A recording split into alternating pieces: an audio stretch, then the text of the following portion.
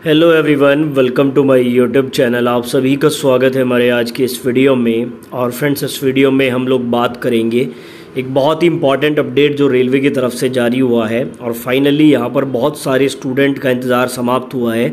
और जैसे कि मैंने अपने प्रीवियस कुछ वीडियोस में भी आपको बताया है कि अगर आप पीईटी क्वालिफाइड हैं और आपके मार्क्स बाउंड्री पर हैं तो बहुत ज़्यादा चांसेस हैं कि आपका रेलवे ग्रुप डी में सिलेक्शन हो सकता है। अब काफ़ी लोग उस पर नेगेटिव कमेंट भी करते हैं कि ऐसा नहीं होता है, तो मैं आज आपको इस वीडियो में यही दिखाने वाला हूं कि अगर आपके बाउंड्री मार्क्स हैं या फिर अगर पैनल में शामिल होने के बाद आपको पोस्ट नहीं मिली है, ऐसा भी काफ़ी जोन में देखने को मिला है, तो घबराने की आवश्यकता नहीं है। आपकी कभी भी किस्मत खुल सकती है, जैसा कि यहाँ पे काफ़ी स्टूडेंट की किस्मत अभी खुली है। तो क्या है पूरा अपडेट, चलिए जानते हैं इस वीडियो में। छोटे से वीडियो में आपको कंप्लीट इन्फॉर्मेशन मिलने वाली है, इसलिए चैनल को सब्सक्राइब करके आप बेल आइकन को प्रेस कर लीजिए। तो यहाँ पर हम लोग मेन अपडेट के बारे में बात करने से पहले एक आरटीआई का रिप्लाई देख लेते हैं। अक्सर जो भी आरटीआई का रिप्लाई हमारे पास आते हैं मैं आपके साथ शेयर करता हूं। तो यहाँ पर अभी एक latest RTI reply western railway की तरफ से आया है। 29/9/2023 को इसका रिप्लाई मिला है।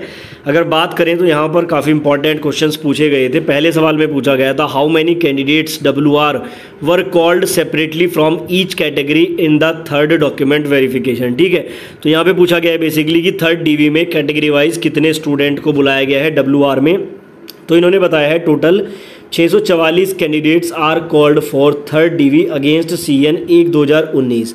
टोटल यहाँ पे 644 कैंडिडेट को बुलाया गया थर्ड डीवी में। UR के 216 है, SC के 119, ST के 68 हैं, OBC के 97 हैं और EWS के 44 स्टूडेंट हैं। ठीक है, कैटेगरी वाइज भी ब्यौरा मिल चुका है। दूसरा सवाल यहाँ पे जो पूछा गया था, how many candidates of UR and OBC included in panel 1 to 3 have not join, यानी कि जो 1 से लेकर 3 तक पैनल आए हैं उसमें UR और OBC के ऐसे कितने स्टूडेंट हैं जिन्होंने ज्वाइन नहीं किया है। तो इन्होंने जवाब दिया है, after declaration of panel further recruitment process is carried out by division, detail of joining of candidate are not available with RRC, यानी कि RRC के पास इसकी इन्फॉर्मेशन नहीं है।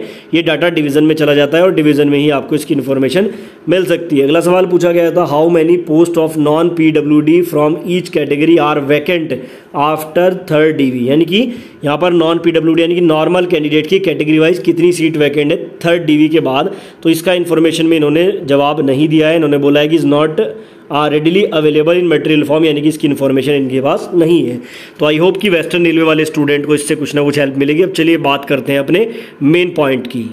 तो बेसिकली हमारा जो मेन अपडेट है ये रिप्लेसमेंट पैनल को लेकर है। मैंने अपने कई सारे वीडियोस में आपको बताया है कि ग्रुप डी में बहुत सारी सीट्स जो है वो वैकेंट हो जाती है। चाहे आप पुराना रिकॉर्ड उठा के देखें 2018 वाली वैकेंसी का, या उससे पहले भी अगर आप देखेंगे तो ग्रुप डी में पोस्ट वैकेंट होती हैं। अक्सर मैं अपने वीडियोज़ में ये बात आपको बताता हूँ। काफ़ी लोग इस पर नेगेटिव कमेंट भी करते हैं कि ऐसा नहीं होता है, एक बार किसी को जॉब मिल जाए वो नहीं छोड़ता है। तो काफ़ी सारे स्टूडेंट ऐसे होते हैं जो SSC लेवल की तैयारी करते हैं लेकिन वो ग्रुप डी का भी फॉर्म डालते हैं, फिर वो SSC में सेलेक्ट हो जाते हैं या NTPC में बहुत सारे सेलेक्ट हुए, ग्रुप डी छोड़ देते हैं और उसी के एवज में फिर रिप्लेसमेंट पैनल आपका निकाला जाता है। अभी उत्तर पश्चिम रेलवे की तरफ से यानी कि जयपुर की तरफ से भी कुछ दिन पहले एक रिप्लेसमेंट पैनल निकाला गया था जिसमें 26 स्टूडेंट को जगह मिली थी।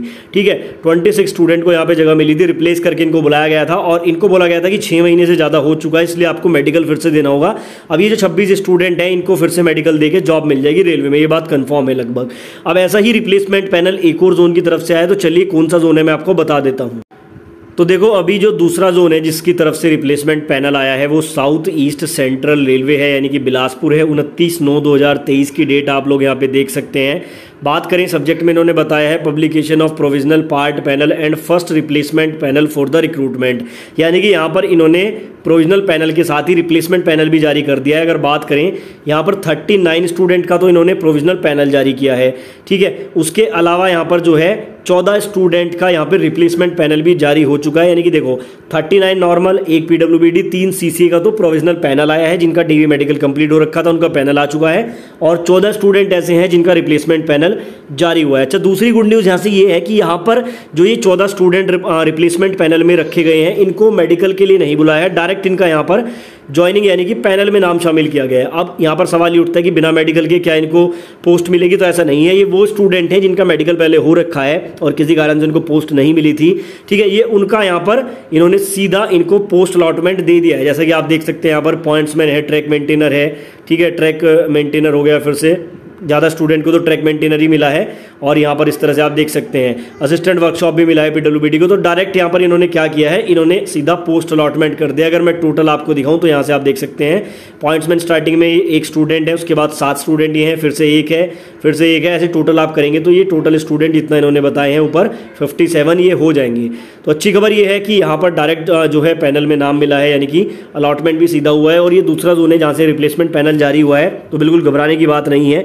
लगभग सभी जोन से ही रिप्लेसमेंट पैनल जारी होगा धीरे धीरे, और बाउंड्री मार्क्स वाले स्टूडेंट को भी यहाँ पे जगह मिलने के चांसेस बनेंगे, क्योंकि सेकंड डे भी थर्ड डे भी लगातार चल रही है। तो ये एक बड़ा अपडेट था और उम्मीद करता हूँ कि यहाँ से आपके रिप्लेसमेंट के जो डाउट है वो भी क्लियर हो गए होंगे कि रिप्लेसमेंट पैनल कैसे आता है। फिर भी मैं आपको थोड़ा सा बता देता हूँ, जब भी कोई स्टूडेंट ज्वाइनिंग करने के बाद जॉब छोड़ देता है 1 साल के अंदर तक, तो वो रिप्लेसमेंट पैनल के द्वारा सीट भरी जाती है। ठीक है, तो इस तरह से स्टूडेंट को बुलाया जाता है। तो आपकी इस बारे में कोई भी राय है, कोई सवाल है या सुझाव है, तो कमेंट बॉक्स में आप लिख सकते हैं।